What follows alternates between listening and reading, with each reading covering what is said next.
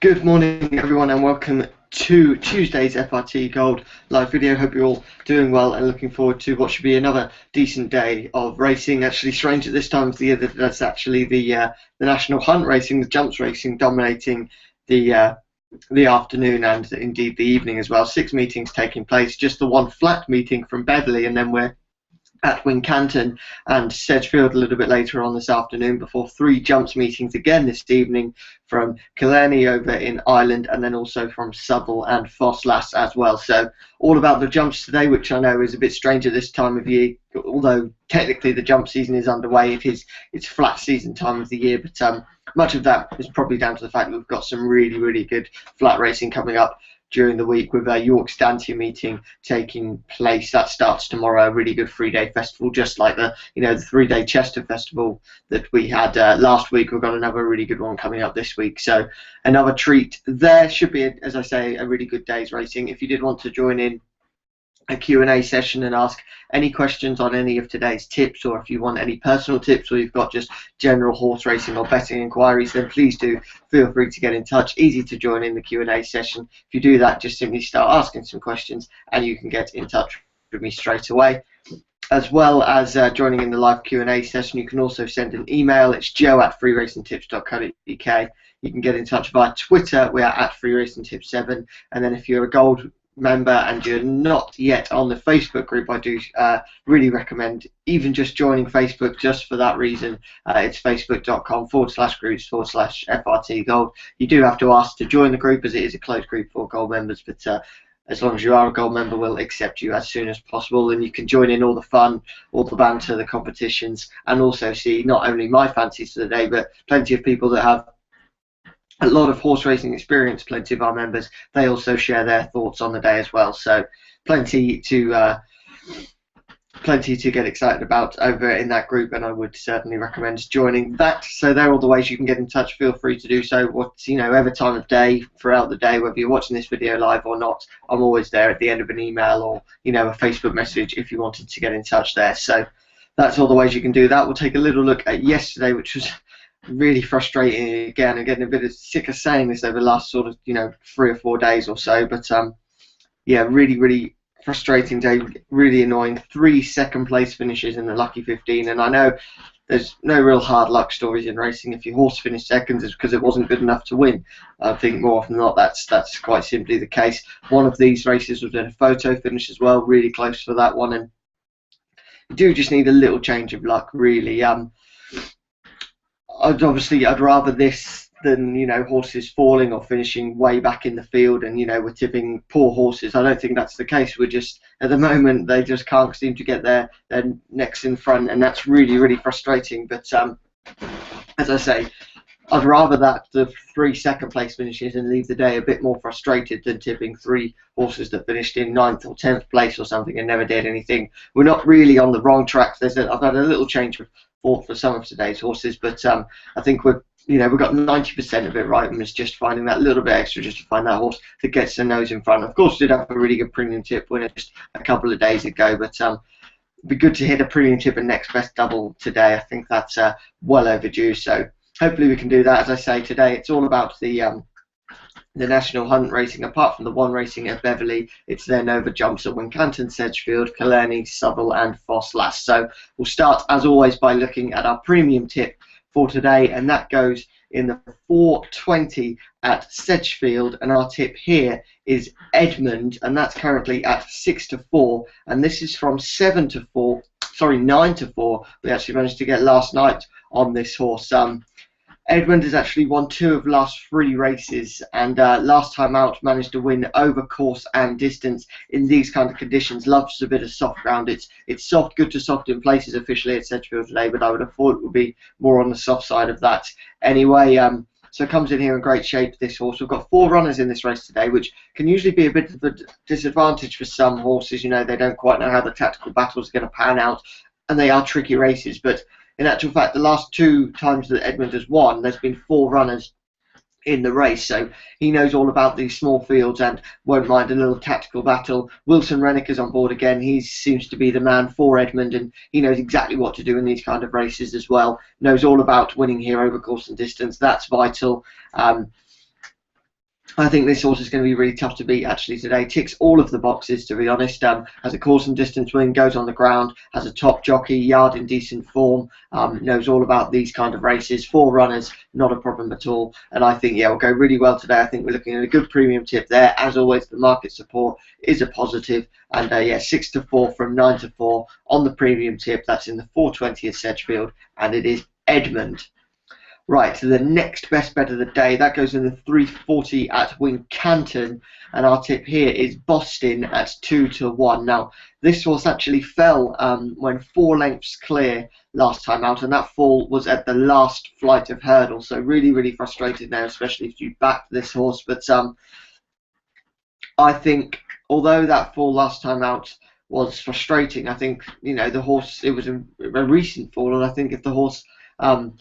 as long as he's none the worse from now, which he doesn't seem to be, I don't think Connections would risk running the horse if he was showing a slight knock or anything like that. I think he should go well today. I think would have learned a lot from that mistake actually last time out, and won't want to be making that again. Runs off the same mark as in the last race this time out as well, and I think he looked an easy winner without that fall at the last, and as long as he can run a similar race and just put that one more good jump in, I think this horse will be fine. There's not many in this race that are in decent form, and I think this is the race for Boston to lose his sort of 8 or 9 race maiden tag today. That's the next best bet. It's in the 340 at Wincanton, and it's Boston at 2 to 1.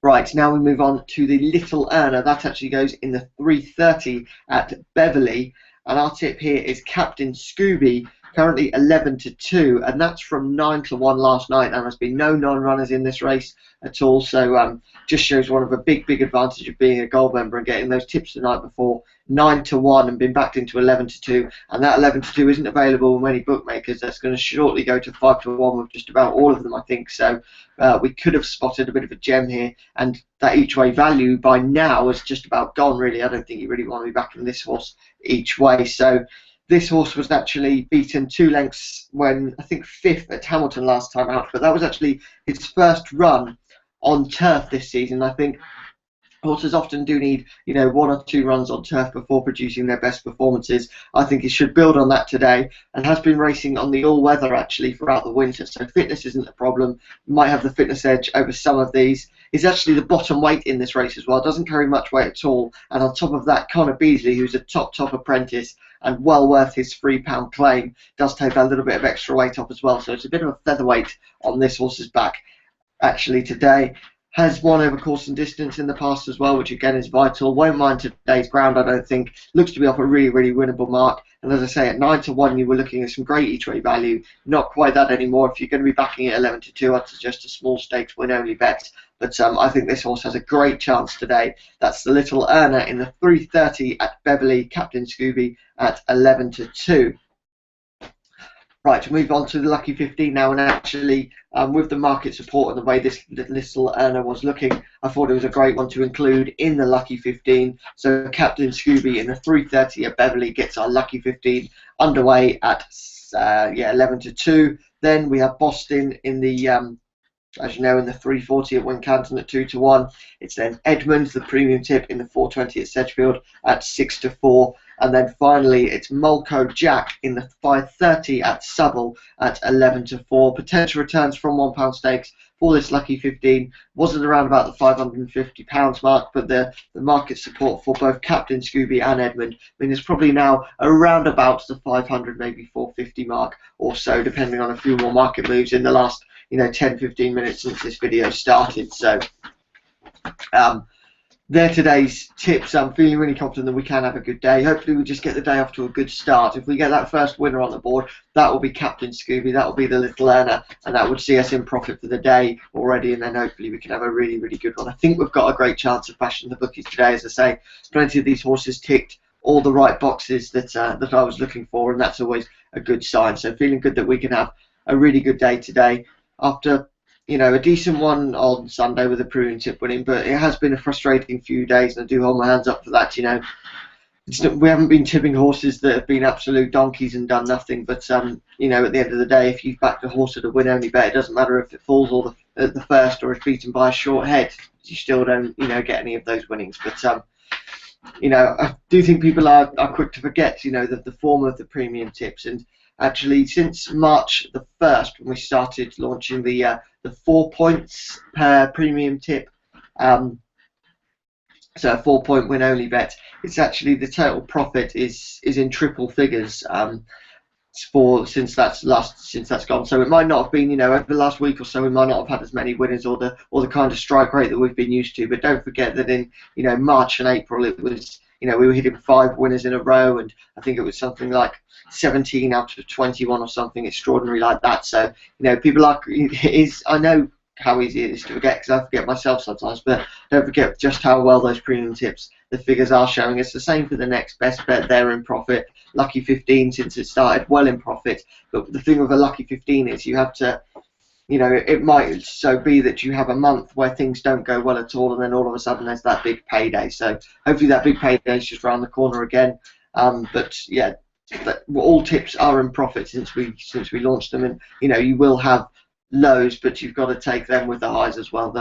I'm sure there'll be a week soon where we hit winners all over the place, but it just so happens that the last few days has been a bit of a lull, but that does happen. You know, if it didn't happen, then we'd all be, you know, living in mansions and doing all sorts, but that's simply not the case. So you do have to remember sometimes that, you know, the premium tips, it's like anything in life, really. The fact that you are going to have that big high, if you have those 5 winners in a row, you have to take that and realise that probably somewhere along the line there will be a bit of a lull, and perhaps there is now a little bit of a lull for the premium tips. But even last week we hit, you know, 11 to 4 and 3 to 1 winners, and using the 4 point system, that was enough to send us in profit despite 5 losers. So the fact that we only probably need to hit, you know, three winners in a week certainly to hit profit, and I feel confident that we can do that. So yeah, just a little thing there. Just even when things are going tough, you know, it is. And do feel free to send me an email, and I can send you any of the spreadsheets that you want, you know, just to back up